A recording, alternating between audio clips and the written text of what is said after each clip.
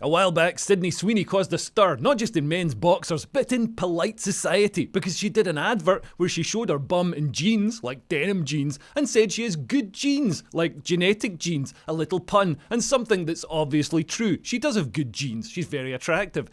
Sydney Sweeney has very canes. This sparked uproar from people who don't have good genes, also known as left-wing people. Miss Sweeney was asked about it in an interview with GQ. I'm literally in jeans and a t-shirt like every day of my life. Jeans are uncontroversial. Jeans are awesome. Yeah, I like your jeans. You look great in your jeans.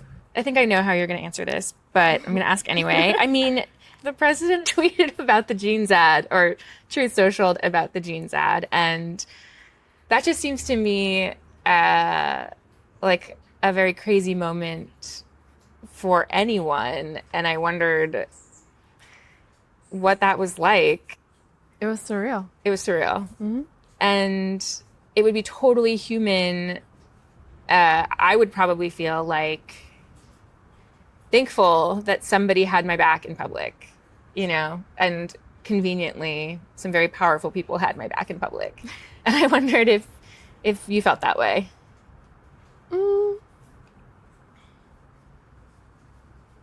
I don't think that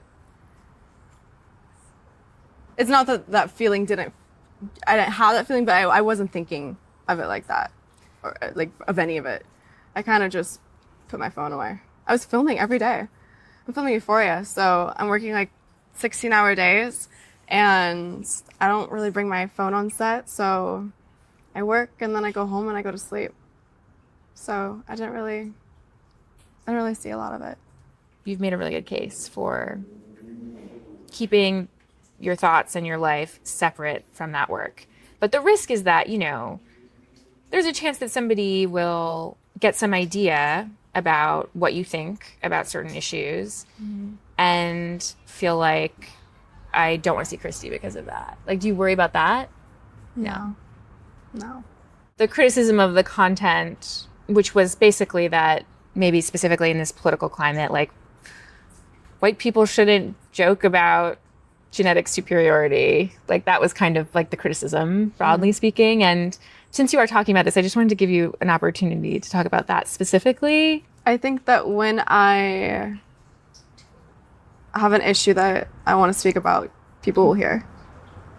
Man, we can blatantly see what the interviewer is doing here. It's this like longhouse nagging. She doesn't directly confront Sydney and say, listen, what you did is bad. She says, well, the accepted opinion is different. I'm now going to subtly imply that you're racist. Will you now bend and grovel and apologise and say that you conform to the accepted opinion? I mean, you have to, because it's the only opinion you're allowed if you want a career. But Miss Sweeney refused the ritual apology. She basically said, look, when I've something to say, I'll say it. In other words, I'm not taking part in your stupid struggle session. It's really heartening to see high-profile women standing up to the cultural Nurse Ratcheds who try and police opinions. Keira Knightley did it a couple of weeks back with the trans nonsense, basically dismissing it as you dismiss an annoying child. I saw your voicing Professor Umbridge in the new Harry Potter audiobooks. I was wondering, are you aware that some fans are calling for a boycott, given J.K. Rowling's ongoing campaign against trans people? I was not aware of that, no.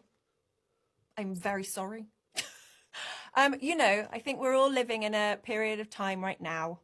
We're all going to have to figure out how to live together, aren't we? And now Sydney Sweeney has essentially told this conformist longhouse drone to shove her white privilege nonsense up her hairy hoop. It's lovely stuff. Keira and Sydney both have a lot to lose if the mob turns against them as well and they can't work and they get thrown out and castigated as bigots like J.K. Rowling was. It's a testament to them both that they're standing up against it and being honest and true to their own principles. And how annoying is that vocal fry, by the way? It's like getting lectured through a kazoo. What we're seeing with Keira and Sydney is the ovary window shifting. This is a term coined by Nick Dixon, a sort of pun on the Overton window, to explain the shift in female opinion. Biology still exists. Women lead opinions, probably because they have a greater tendency to groupthink than men do, because they're generally more socially calibrated and socially connected. Testosterone is linked to a greater willingness to defy group norms, which is one reason men historically dominate contrarian speech. Although I should point out that it's just a tiny subset of of men who defy group norms. Most men are either low testosterone, so go along with the group, or they're trying to get women to touch their wiener, so they say what they think women want to hear.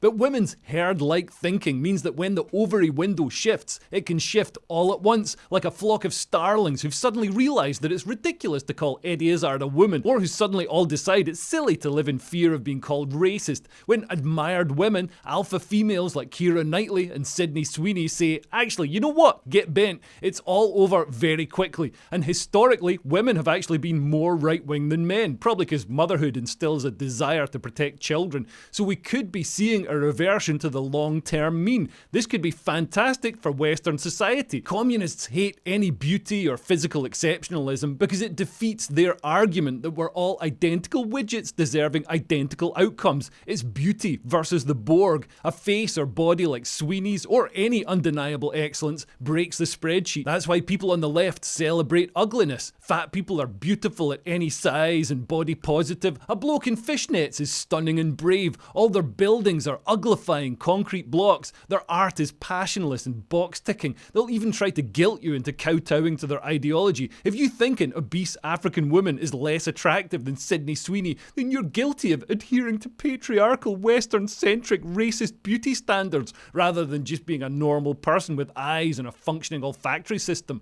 For Sweeney to acknowledge that she's physically exceptional is heresy, and a dangerous heresy because it's grounded in reality, and the equalizer must be moral guilt. Check your privilege, repent, apologise for existing. When she doesn't, the spell cracks. And the memes from this are immense. That interviewer has the most memeable face I've ever seen in my life, like a female soy face. Can't you just say you really hate white people for the camera? I'm please, I'm giving you the opportunity to say anything here, so just say it. We say Zimbabwe now, don't we? I just thought I'd give you that opportunity now to publicly humiliate yourself and pledge allegiance to my twisted and retarded ideology. So you shouldn't have that opinion because, the girls have all decided that it's, icky. Also, isn't GQ a gentleman's magazine? I'm pretty sure when I was a teenager it had photos of hot babes and interesting man-oriented articles, not fugly feminists moaning at women. Here's a picture of Sydney Sweeney wearing chainmail to visit London. Shouldn't GQ be celebrating Sydney's superior genes instead of trying to force her to apologise for them? To be honest, it's long overdue that white people reject the racial guilt, the collective punishment forced on them by communists. As the election of Zoltan Mamdani, the fortune teller from Big, as New York's mayor shows, other ethnic groups have no guilt at all about organising along racial and sectarian grounds for their own advantage. I speak of Yemeni bodega owners and Mexican abuelas, Senegalese taxi drivers and Uzbek nurses, Trinidadian line cooks and Ethiopian aunties. 82% of migrants in New York voted for Mamdani.